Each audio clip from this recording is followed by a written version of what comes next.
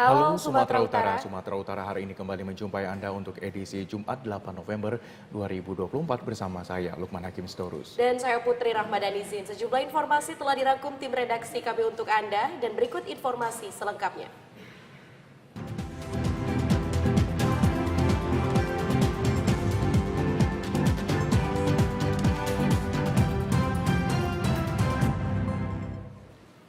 Ya Saudara, Bea Cukai Teluk Nibung melakukan pemusnahan barang yang menjadi milik negara hasil penindakan kepabeanan dan cukai yang berlangsung sejak periode Oktober 2022 hingga Oktober 2023 senilai biliaran rupiah. Pemusnahan barang penindakan ini dilakukan dengan cara dibakar di gudang penimbunan Bea Cukai Teluk Nibung, Kabupaten Asahan kemarin. Berbagai barang ilegal yang dimusnahkan diantaranya rokok ilegal tanpa pita cukai sebanyak 86.308 batang, pulpen sebanyak 60 bal, produk makanan dan minuman olahan sebanyak 555 kotak, dan barang bekas dari luar negeri. Kepala Bea Cukai Teluk Nibung, Nur Hasan Ashari mengatakan, pemusnahan barang sitaan ini sebagai upaya penegakan hukum atas pelanggaran di bidang kepabeanan dan cukai sesuai dengan Undang-Undang Nomor 17 Tahun 2006 tentang kepabeanan dan Undang-Undang Nomor 39 Tahun 2007 tentang cukai. Penindakan dilakukan oleh KPPBC tipe Madya Pabean C Teluk Nibung yang mengawasi wilayah Kabupaten Asahan, Kabupaten Labuan Batu Utara, Kabupaten Labuan Batu Selatan, Kabupaten Labuan Batu dan Kota Tanjung Balai. Barang ilegal yang dimusnahkan mencapai 1 miliar rupiah lebih dengan potensi kerugian negara sebesar 262 juta lebih. Pemusnahan dilakukan sesuai prosedur dengan tujuan untuk mencegah peredaran barang ilegal yang dapat merugikan ekonomi dan industri dalam negeri, serta memastikan bahwa barang-barang yang berpotensi merusak kesehatan dan keselamatan tidak sampai ke masyarakat. Nilai barang tersebut kurang lebih sekitar 1,4 miliar, kalau ditaksir potensi kerugian negara sebanyak 262 juta rupiah. Komitmen kami tetap sebagai instansi yang diminta untuk melakukan pengawasan perbatasan. Setiap ada pemasukan barang-barang ilegal, tentu kami harus melakukan penegakan untuk melindungi masyarakat dari peredaran barang-barang yang berbahaya.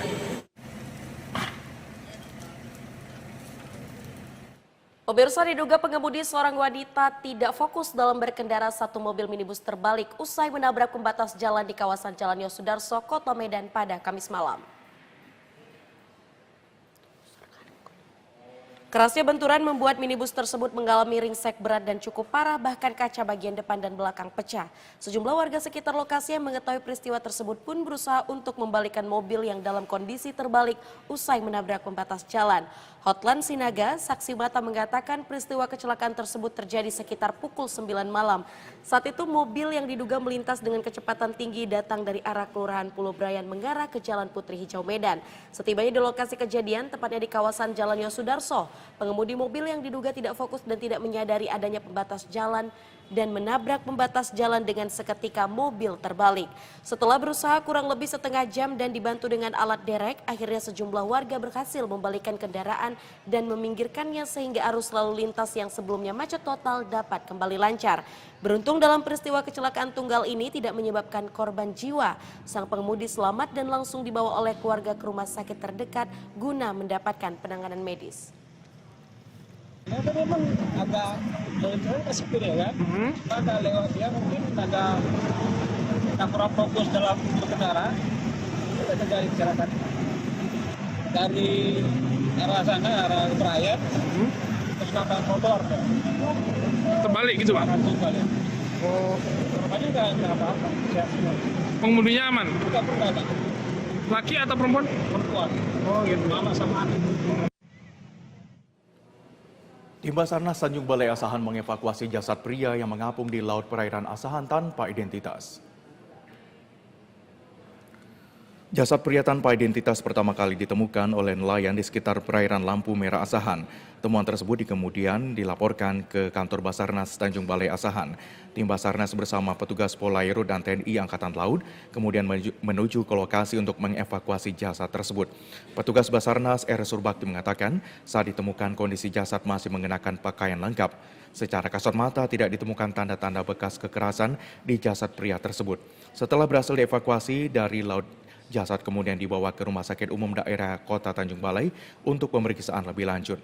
Sebelumnya dilaporkan seorang nelayan asal Asahan hilang saat kapal yang ditumpangi tenggelam di laut. Namun belum dapat dipastikan apakah jasad yang ditemukan tersebut merupakan nelayan yang dimaksud.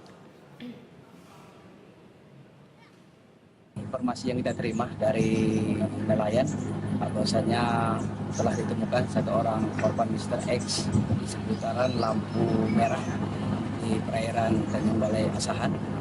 Untuk itu saya sebagai Komandan Besar KN SAR Sanjaya berkoordinasi ke pihak kepolisian yaitu Airut Tanjung Balai Asahan untuk tindak lanjut evakuasi korban Mr. X. Demikian.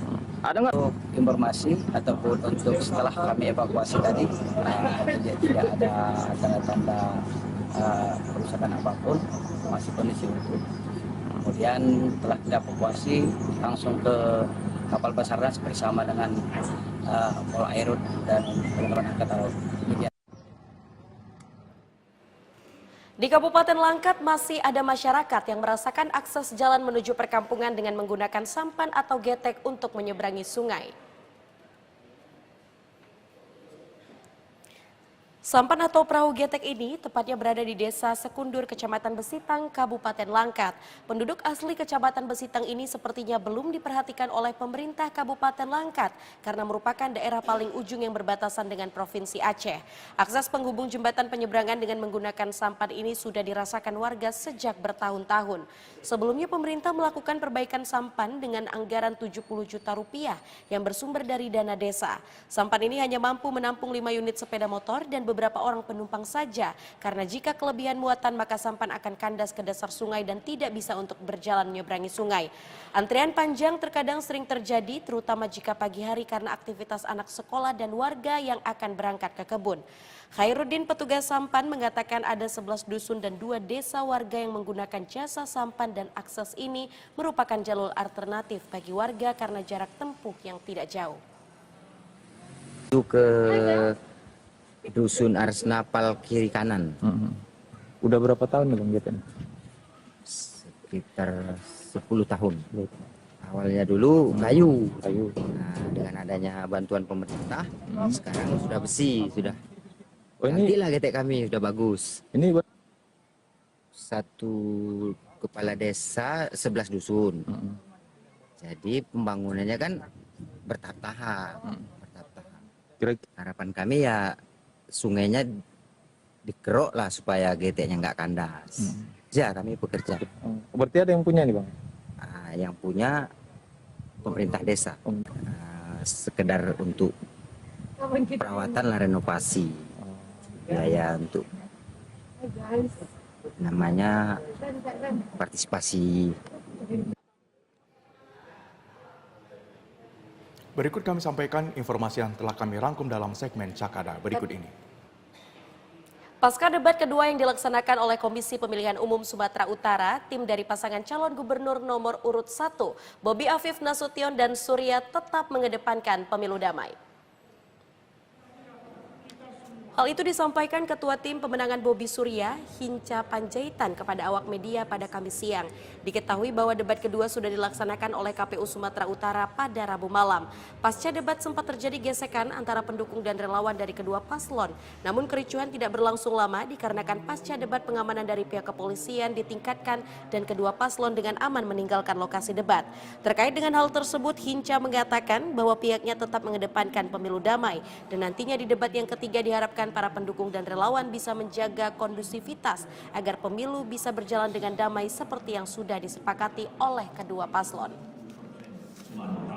Partai ini akan hadir dan supaya nanti debat ketiga, ini kan nanti yang terakhir, agar kita semua belajar ambil hikmah ini dan sama-sama menjaga pemilu damai ini dan nyamanlah waktu kita tanda tanganin damai kemarin kan saya kira kita sepakatlah sampai tuntas. Karena apa? Karena ini pesta demokrasi kita, pesta kita semua untuk menentukan siapa pilihan kita ke depan 5 tahun memimpin Sumatera Utara. Jadi ayo pakai gagasan dan pikiran gitu.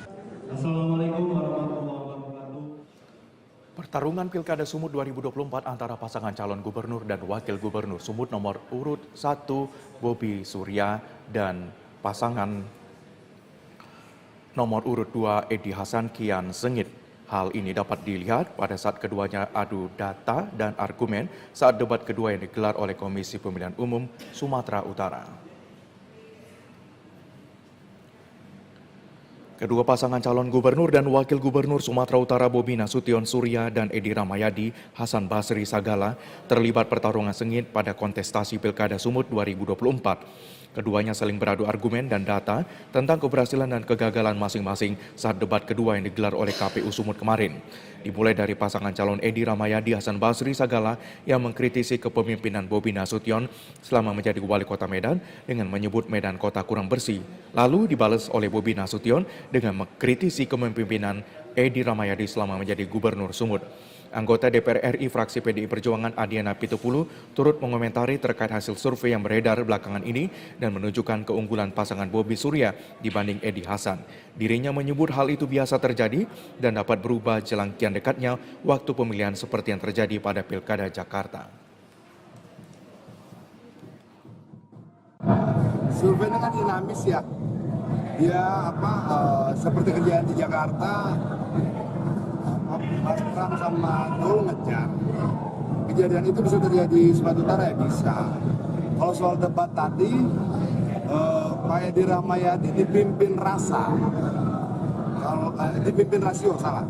Pak Edi Rahmayadi itu tadi dipimpin rasio, datanya kuat. Kalau saya melihat Bobi dipimpin oleh rasa, datanya lemah. Terkait dengan jumlah BLK, yang betul itu Pak Edi. Kemudian terkait dengan Medan sebagai kota terkotor, itu disampaikan oleh KLHK kalau tidak salah di dalam media itu tahun 2022. Itu zamannya Bobi juga, gitu. Sementara Bobi membantah itu. Apakah dia membantah karena lupa atau karena hal lain, saya tidak tahu. Juga menegaskan bahwa pada saat debat kedua berlangsung, Edi Hasan tampak lebih menguasai data dan fakta dibandingkan Bobi Surya. Hal ini menurut Adian akan dapat menaikkan elektabilitas Edi Hasan jelang pencoblosan. Komisi Pemilihan Umum Kabupaten Tapanuli Utara dan TVRI Sumut melakukan persiapan venue debat publik Pilkada Tapanuli Utara yang akan berlangsung pada hari ini di Gedung Raja Pontas Lumban Tobing Praja Tarutung. Disiarkan secara langsung oleh TVRI Sumatera Utara sebagai penyiaran penyelenggara. Debat publik Pilkada Taput yang akan berlangsung pada hari ini diikuti oleh kedua pasangan calon Bupati Taput, yakni nomor urut 1 Satika Simamora Sarlandia Huta Barat dan pasangan calon nomor urut 2 Jonius Taripar Pasaroan Huta Barat dan Deni Lumban Toruan. Untuk peserta debat publik Pilkada Taput dibatasi sebanyak 100 orang dari masing-masing pasangan calon dan penjagaan ratusan aparat keamanan dari Polri dan TNI.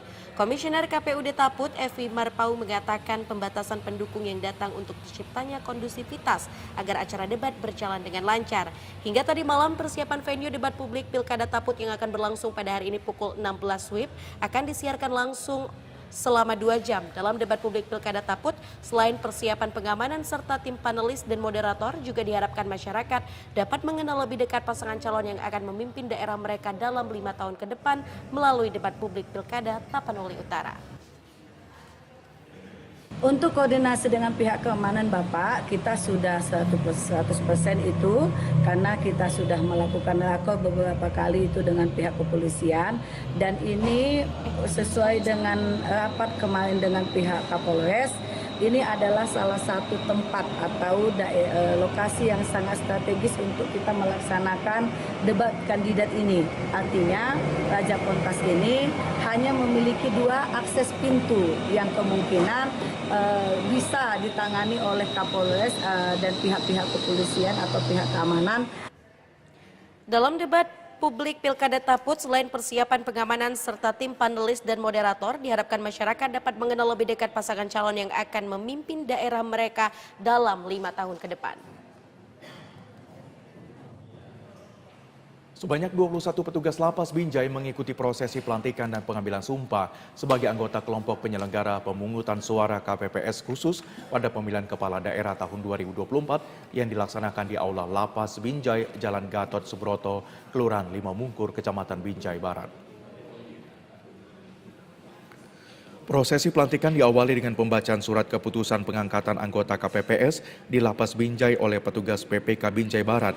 Dilanjutkan dengan pengambilan sumpah dan janji KPPS yang disaksikan rohaniawan serta diikuti oleh seluruh anggota KPPS yang dilantik. Petugas lapas yang dilantik sebagai anggota KPPS nantinya akan bertugas untuk melakukan pemungutan suara di 3 tempat pemungutan suara khusus yang ada di Lapas Binjai.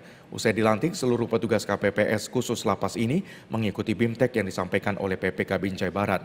Ketua PPK Binjai Barat Taufik Riyadi berharap kepada petugas KPPS yang dilantik di Lapas Binjai dapat menjalankan tugas dengan baik sehingga proses pemungutan pemilihan suara Pilgubsu dan Pilwalkot pada tanggal 27 November 2024 yang akan datang di Lapas Binjai dapat terlaksana dengan baik.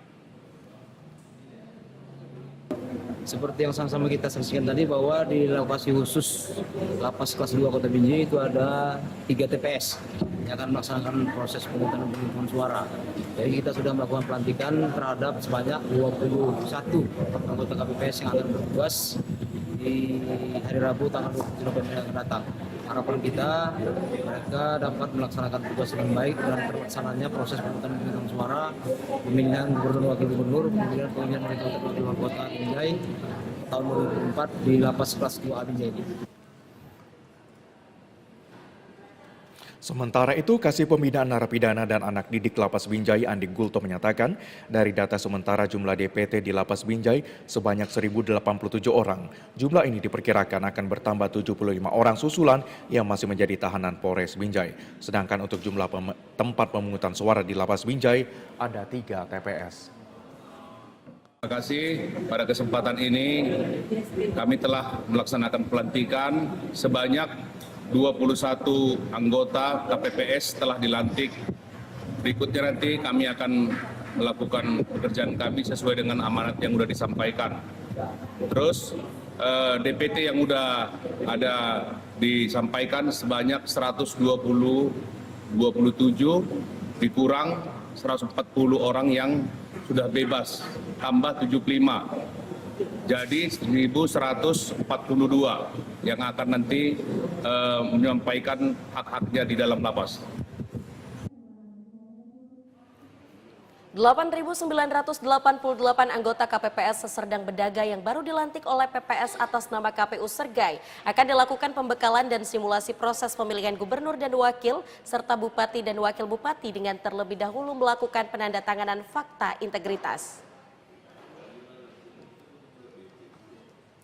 Hal tersebut disampaikan Liston Saragi selaku Komisioner KPU yang membidangi sumber daya manusia.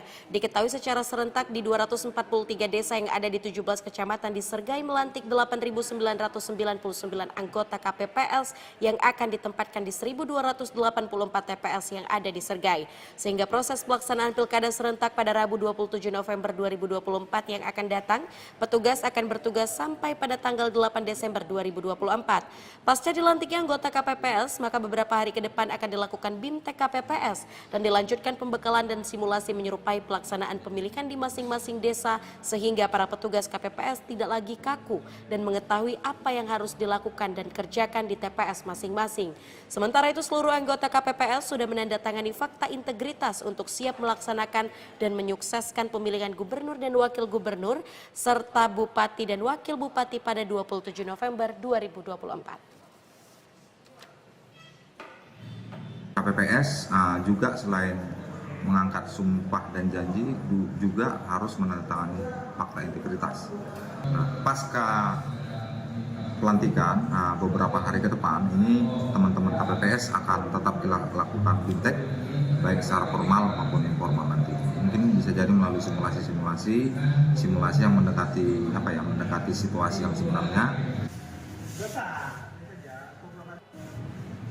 Kami masih memiliki beragam informasi aktual lainnya. Tetaplah bersama kami.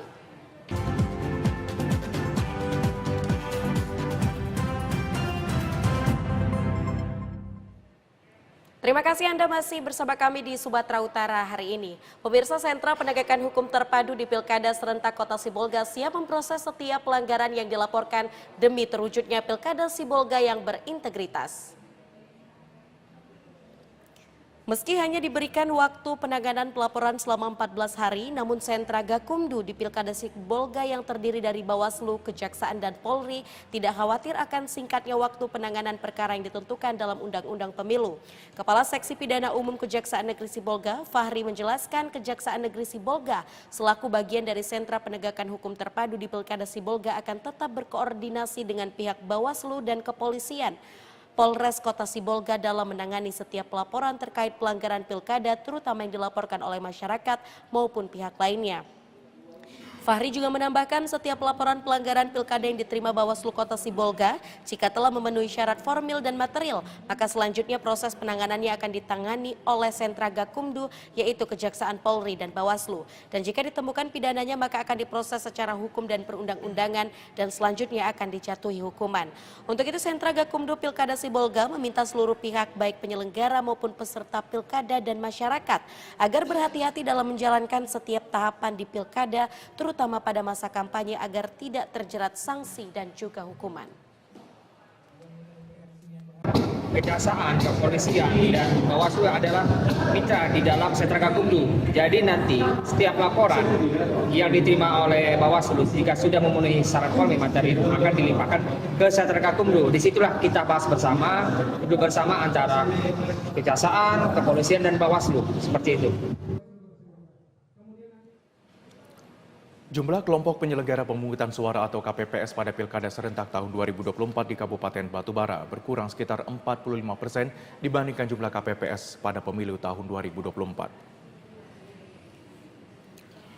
Komisi Pemilihan Umum KPU Kabupaten Batubara telah resmi melantik seluruh anggota KPPS Pilkada pada Kamis 7 November 2024. Pelantikan ini digelar masing-masing panitia pemungutan suara PPS yang berada di 151 desa dan kelurahan di Batubara. Anggota KPU Batubara Sulianto mengatakan jumlah keseluruhan anggota KPPS di Batubara sebanyak 5.558 orang. Jumlah ini berkurang hampir setengah dari jumlah anggota KPPS pada pemilu 2024. Pengurangan ini terjadi karena berkurangnya jumlah tempat pemungutan suara. Jika pada pemilu 2024 jumlah TPS di Batubara ada 1.446 TPS, sedangkan pada Pilkada 2024 menjadi 794 TPS. Hal ini disebabkan karena jumlah pemilih dalam satu TPS maksimal 600 pemilih. Sementara pada pemilu 2024 lalu, jumlah pemilih dalam satu TPS maksimal hanya 300 pemilih. Usai dilantik, para anggota KPPS langsung diberi pembekalan terkait tugas dan tanggung jawab dalam melaksanakan pemungutan dan penghitungan hasil perolehan suara di TPS pada 27 November 2024 mendatang. Para anggota KPPS dihimbau untuk bekerja secara profesional, jujur dan adil, serta tidak memihak kepada salah satu peserta pilkada.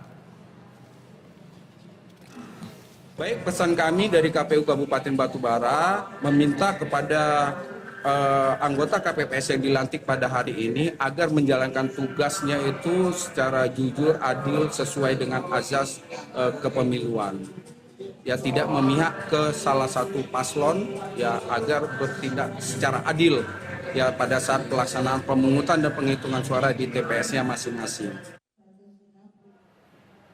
Pemirsa, KPU Kabupaten Deli Serdang mulai membersihkan gudang dan akan melelang logistik pemilu 2024 yang ada di dua lokasi gudang KPU agar logistik pilkada serentak dapat disimpan di gudang tersebut.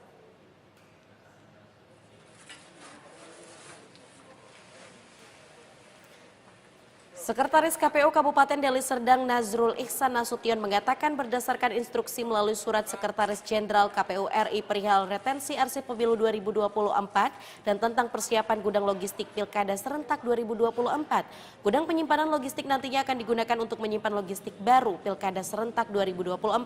Bilik dan kotak suara akan dilelang, sementara untuk surat suara pemilu 2024 seperti form dan berkas penting lainnya akan dipisahkan sebagai arsip. Untuk kategori kotak suara dipisahkan dengan kategori kotak suara dan diikat jadi satu dan dimasukkan ke dalam wadah yang telah disediakan. Logistik pemilu ini ada yang bersifat arsip dan non-arsip. Jadi arsip ini nanti kita pilahkan dengan satu kondisi atau di dalam karung goni, yaitu berupa kertas suara, C plano dan segala macam. Itu akan kita lakukan pemisahan tersendiri dan selanjutnya akan kita minta kepada ANRI, Arsip Negara Republik Indonesia, dan selanjutnya nanti setelah mendapat izin dari ANRI, kita akan melakukan permohonan kepada KPKNL yang ada di Kota Medan untuk selanjutnya dilelang, dan hasil lelang ini akan diberikan atau hasil jualnya akan disetorkan kepada kas negara. Untuk pengosongan atau pembersihan berkas gudang KPU Kabupaten Deli Serdang direncanakan seminggu dan uang hasil penjualan logistik tersebut nantinya akan disetorkan ke kas negara. KPU Kota Binjai menemukan sebanyak 51 lembar surat suara pilkada gubernur yang rusak pada 771 lembar surat suara pemilihan wali kota. KPU akan melaporkan hal ini ke KPU Provinsi untuk dikirimkan penggantinya. Dalam kurun waktu 2 hari, KPU Binjai akhirnya berhasil menyelesaikan seluruh proses sortir lipat surat suara pemilihan untuk Pilkada Serentak 2024, di mana kegiatan sortir tersebut berlangsung di 2 tempat, yakni Gedung KPU Binjai dan Aula Kemenak Binjai.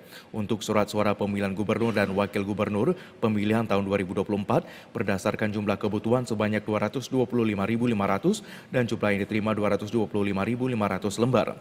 Berdasarkan hasil sortir surat suara yang tidak rusak sebanyak 226.803 lembar dan surat suara yang rusak sebanyak 51 lembar dengan total keseluruhan 226.854 lembar. Sedangkan untuk surat suara pemilihan wali kota dan wakil wali kota Binjai pemilihan tahun 2024 berdasarkan jumlah kebutuhan sebanyak 227.500 lembar dan yang diterima 227.500 lembar surat suara. Komisioner KPU Kota Binjai Arifin Salim menyatakan KPU Kota Binjai akan melaporkan kerusakan dan kekurangan surat suara ini untuk mendapatkan pengganti. KPU berharap pengganti surat suara segera sampai ke KPU Kota Binjai agar pelaksanaan Pilkada 27 November mendatang tidak mengalami kendala dalam hal surat suara. KPU Kota Binjai telah melaksanakan sortir pelipatan surat suara selama 2 hari.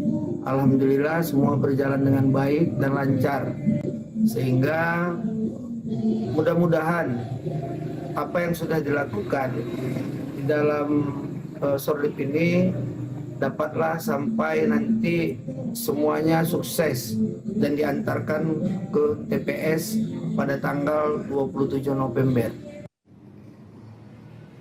KPU Serdang Bedagai melakukan bimbingan teknis kepada anggota KPPS pada 17 kecamatan terkait pemakaian aplikasi Sirekap serta Sirekap Mobile untuk anggota KPPS dengan harapan BIMTEK ini akan rampung 100%.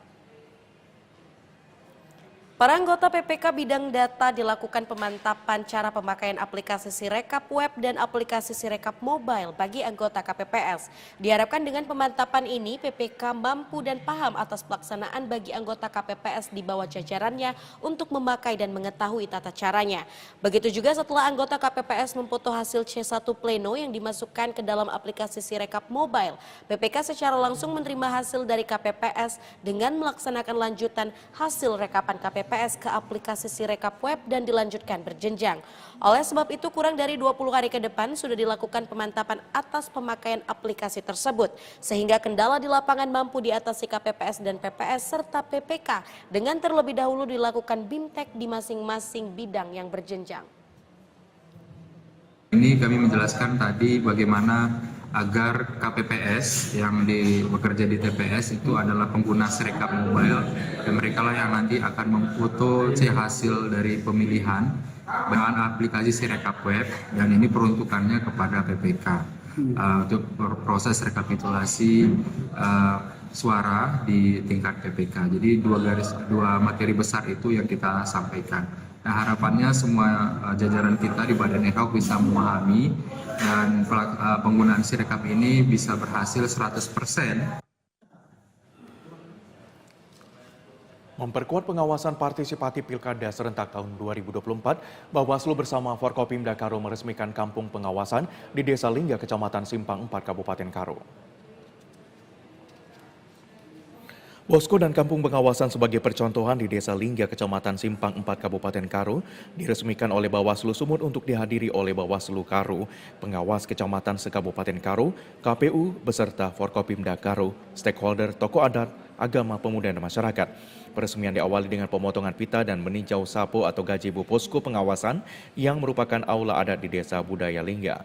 Sarana diskusi terutama saat ini untuk pengawasan pilkada, menumbuhkan kesadaran masyarakat akan pengawasan mandiri dalam menolak politik uang, sara, dan berita hoax. Kegiatan dilanjutkan dengan pembacaan deklarasi kuta pengawasan dan pemaparan materi pengawasan partisipatif. Koordinator Divisi Pencegahan dan Parmas Bawaslu Sumut, Sukendar Situmorang mengatakan, peresmian Kampung Pengawasan Partisipatif merupakan program nasional yang ditujukan kepada seluruh kabupaten kota se-Indonesia. 3 program utama Bawaslu, yaitu Kader Pengawasan Partisipatif, Bawaslu Gosta Kampus, dan Kampung Pengawasan. Desa Lingga menjadi kampung pengawasan dari masyarakatnya yang aktif dalam gotong royong dan ikon wisata budaya di Kabupaten Karo menjadi contoh cikal bakal kampung pengawasan lainnya. Kesadaran pengawasan partisipatif diharapkan seluruh elemen masyarakat turut serta menciptakan pilkada yang transparan, aman, dan damai. Kami berharap dengan diresmikannya kampung pengawasan atau desa partisipatif ini, pertama adalah tingkat partisipasi masyarakat untuk melakukan pengawasan setiap tahapan pemilihan kepala daerah semakin meningkat. Yang kedua adalah rendahnya pelanggaran terhadap tahapan-tahapan pilkada di semua lini, di semua desa dan di semua tempat. Yang ketiga adalah kalau ditemukan adanya dugaan pelanggaran, maka masyarakat jangan ragu untuk datang melaporkan ke jajaran pengawas pemilihan terdekat, apakah tingkat desa, kelurahan atau kabupaten. Ini bisa jadi tempat pengaduan ibaratnya Pak masyarakat. Benar, gazebo atau posko yang dijadikan sebagai media untuk berdiskusi tidak bisa dijadikan tempat untuk diskusi, dan kemudian kalau terbukti ada dugaan-dugaan pelanggaran bisa disampaikan pengaduan itu ke kantor Bawaslu yang terdekat. Pemirsa, sejumlah informasi lainnya akan kami hadirkan usai jeda pariwara berikut ini. Tetaplah bersama kami.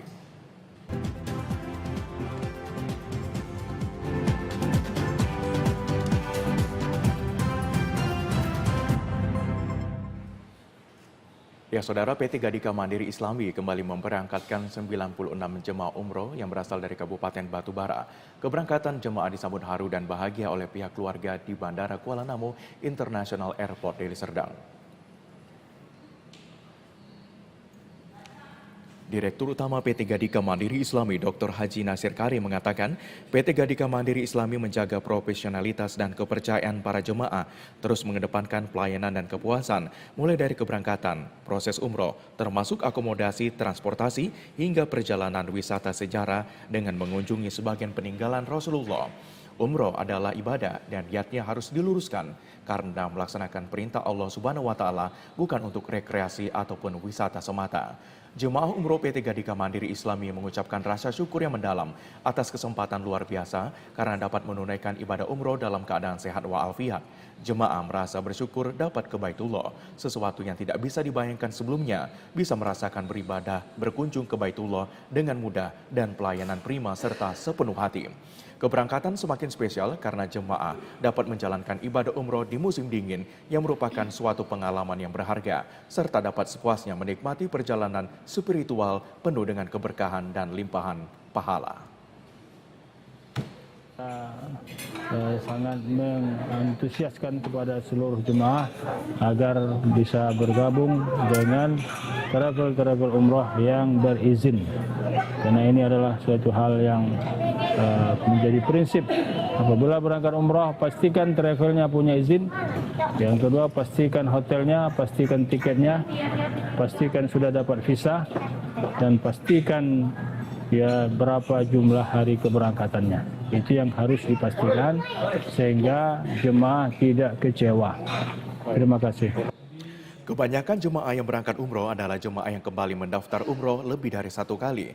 Menurut salah seorang jemaah umroh, Rini Andayandi, PT Gadika Mandiri Islami yang beralamat di Jalan Bajak 1 Medan berusaha menghadirkan sesuatu yang berbeda, di mana nilai ibadah umroh memiliki nilai besar dari sekedar pelayanan biasa. Dengan menghadirkan program ibadah umroh sesuai regulasi Kementerian Agama, sehingga perjalanan umroh penuh hikmah dan makna. Alhamdulillah hari ini kita melaksanakan keberangkatan umroh ya dengan jumlah jemaah sebanyak 67. Alhamdulillah pelayanannya sungguh bagus ya, mulai dari persiapan keberangkatan, di perjalanan dan sampai di bandara kami juga mendapat pelayanan yang maksimal ya, penuh dengan kenyamanan. Alhamdulillah, mudah-mudahan berikutnya jemaah yang lain bisa ikut bergabung bersama PT Gadika untuk melaksanakan haji dan umroh. Terima kasih. Taman Hutan Kota Cadika menjadi salah satu taman terbuka hijau di Kota Medan karena memiliki sejumlah fasilitas. Dispora Medan menghimbau kepada pengunjung untuk taat aturan dan juga keamanan.